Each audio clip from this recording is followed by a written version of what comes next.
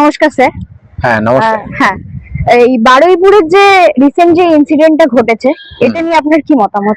দেখো, বারুইপুরের ইনসিডেন্সের প্রথম যে ইনসিডেন্সটা শুরু, সেটা হচ্ছে আমাদের রাজ্যের একটি মেয়ে, প্রায় 13 বছর বয়স, 12-13 বছর। তার মৃত্যু হয়েছে কি ধর্ষণ এবং তারপরে খুন।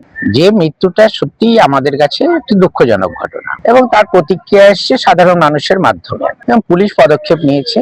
এবং প্রথম দিন যখন পুলিশ পদক্ষেপ নেয়, তা সেদিনকে পুলিশ খুঁজে পায়নি। যাই হোক, সেখানে ওনাদেরও অভিযোগ আছে যে পুলিশ যদি সেদিনকে আরো বেশি তাড়াতাড়ি হয়তো পদক্ষেপটা নিতে পারতো, তাহলে হয়তো মৃত্যুটাকে ঠেকানো যেত। এটা অনেকের অভিমত আর কি। সেই নিয়ে অভিযোগটা সামনে চলে আসে, কিন্তু বাস্তবে পুলিশ কিন্তু পদক্ষেপ নিয়েছিল। এবার বিষয়টা হয়তো আরো বেশি পদক্ষেপ নিলে হয়তো তাকে ওই মুহূর্তে মেয়েটিকে উদ্ধার করতে পারলে হয়তো মেয়েটি জীবন রক্ষা হতো।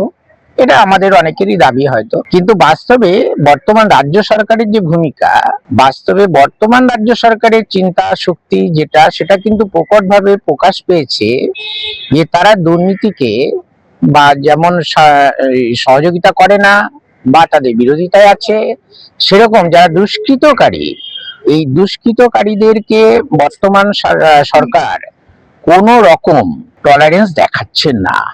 এইটা সব থেকে বেশি ভালো জায়গায় এখানে প্রকাশ পেয়েছে। কেন?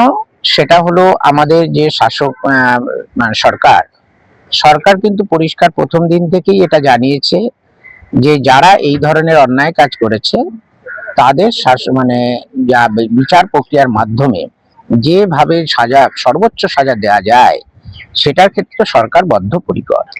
ইতিমধ্যে আমরা আরেকটা বিষয় জানতে পেরেছি, অভিযুক্ত একজন তাকে প্রভাস মণ্ডল, তাকে এনকাউন্টার করা হয়েছে। তো একজন আইনজীবী হিসেবে আপনার কি মতামত?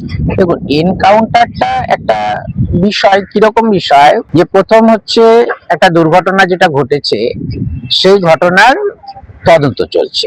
এবার তদন্তে দেখা গেল যে একজন অভিযুক্ত ধরা পড়েছে। এবার ওই অভিযুক্ত, তাকে নিয়ে তদন্তের অনেকগুলো পার্ট থাকে, যেটা পুলিশ তদন্তের মধ্যে দিয়ে এগুলোকে এগোয়, যে প্রকৃত ঘটনাটাকে সামনে আনতে হয়। এবার পুলিশ তদন্তের সময় সে যে কোনো ভাবেই হোক, এই দুষ্কৃতকারী তিনি এখান থেকে পুলিশের হাত থেকে পালানোর চেষ্টা করে। এই যে পুলিশের হাত থেকে পালানোর চেষ্টা করে, পুলিশ চেষ্টা তো করবেই যে যেভাবেই হোক, যে এই ঘটনার সাথে এত বড় একটা ঘটনা, এই ঘটনায় দুষ্কৃতকারী যাতে কোনো রকম না পালিয়ে যেতে পারে, তা সেইটাকে পুলিশ রেস্ট্রেন করার চেষ্টা করেছে। আর এবার পুলিশ যদি এমন কোনো পরিস্থিতিতে পড়ে যায় যে যেখানে পুলিশ তার নিজের জীবন ঝুঁকির কাছে চলে আসছে, সেক্ষেত্রে পুলিশ এনকাউন্টার করতেই পারে। সেরকম পরিস্থিতিতে নিশ্চয়ই পুলিশ পড়েছে, সেটা নিশ্চয়ই তদন্ত করলে জানতে পারবে বা সেটা সামনেও আসবে যে কি পরিস্থিতিতে পুলিশ বাস্তবে এই এনকাউন্টার করতে বাধ্য হয়েছে। আচ্ছা, আরেকটা প্রশ্ন যাবে, এই প্রাক্তন মুখ্যমন্ত্রী মমতা বন্দ্যোপাধ্যায় এই রিসেন্টলি এই বারুইপুরের কেস নিয়ে তিনি রাস্তায় বেরান, মোমবাতি হাতে রাস্তায় বেরান, এবং তাকে কিছুটা দূর যাওয়ার পরে তাকে আটকে দেওয়া হয়। তো এই বিষয়ে আপনি কি বলতে চাইছেন? দেখুন, এই প্রাক্তন মুখ্যমন্ত্রীর এই মুহূর্তে খুব একটা ভূমিকা যে বাস্তবের আছে, সেরকম কিন্তু সাধারণ মানুষ দেখছে না। কারণ প্রাক্তন মুখ্যমন্ত্রী এত বছর ধরে, আমাদের 15 বছর যা শাসনকালে যা দেখিয়ে গিয়েছে, তাতে প্রকৃতপক্ষে মুখ্যমন্ত্রী হিসাবে যেটা সাধারণ মানুষ আশা করেছিল মুখ্যমন্ত্রীর কাছ থেকে, সেটা তিনি আদৌ দেখাতে পারেন। তিনি সব জায়গাতেই চেষ্টা করেছেন অভিযুক্তদের আড়াল করার জন্য। আর এখনকার যে বর্তমান সরকার, সে পরিষ্কারভাবে বুঝিয়ে দিয়েছে সবসময়ের জন্য যে জিরো টলারেন্স, অর্থাৎ যারা এই ধরনের দুষ্কৃতকারীদের পাশে সরকার নেই। এই যে বার্তাটা, এটা পরিষ্কার, এবং সেটা খুব স্পিড অ্যাকশন হচ্ছে। অর্থাৎ এখানে প্রাক্তন মুখ্যমন্ত্রী তার বলার কোনো জায়গা নেই। অর্থাৎ উনি এখানে শুধুমাত্র একটা সংকীর্ণ রাজনীতির স্বার্থে সেখানে দৌড়াদৌড়ি করে থাকতে পারেন, কিন্তু বাস্তবে সাধারণ মানুষের কোনো হিতার্থে উনি ছুটছেন বা কিছু করে দেখাতে চাইছেন, এমন কিছু বিষয় সাধারণ মানুষের চোখে বা আমাদের চোখেও এসে পড়েনি। আচ্ছা, অর্থাৎ সেখানে ওনার কোনো ভূমিকা নেই আদৌ। আচ্ছা, আরেকটা প্রশ্নে যাব, সেটা হচ্ছে এই যে বারুইপুরের কেস, এইটা নিয়ে খুব তৎপরতার সাথে মুখ্যমন্ত্রী এবং রাজ্যের অন্যান্য মন্ত্রী অগ্নিমিত্রা পাল এবং আরো অন্যান্য মন্ত্রী এই নির্যাতিতার বাড়িতে যায়, পরিবারের সঙ্গে সাক্ষাৎকার করে। এই বিষয়ে আপনার কি মতামত? এটা তো একটা সদর্থক ভূমিকা গ্রহণ করেছে বর্তমান রাজ্য সরকারের। সমস্ত মন্ত্রী বা অন্যান্য তারা আশ্বাস সদস্যরা দিয়েছে খুব তাড়াতাড়ি এই শুধু আশ্বাস হবে। নয়, তারা কাজ করেও দেখাচ্ছে।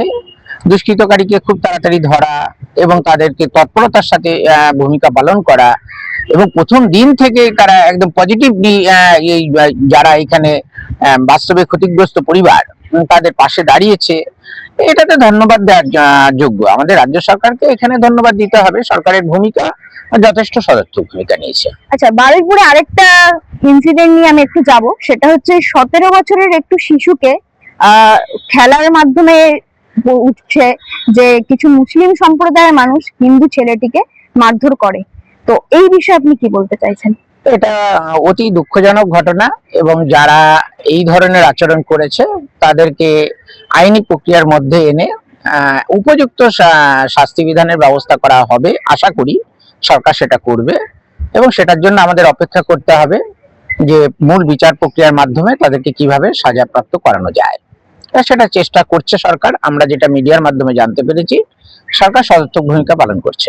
শেষ প্রশ্নে যাব, সেটা হচ্ছে এই যে গুন্ডা দমন বিল, এটা আগেও যেরকম কার্যকর ছিল, কিন্তু এই 2026-এর নতুন সরকার আসার পর আবার নতুন ভাবে চালু করার সিদ্ধান্ত নিয়েছেন।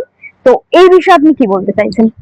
এটা একটা সদর্থক ভূমিকা নিয়েছে বর্তমান রাজ্য সরকার। আসলে গুন্ডা কেন, যে কোনো অপরাধেরই সাজা দেওয়ার জন্য আইন অবশ্যই আছে, এটা তো অস্বীকার করা যাবে না।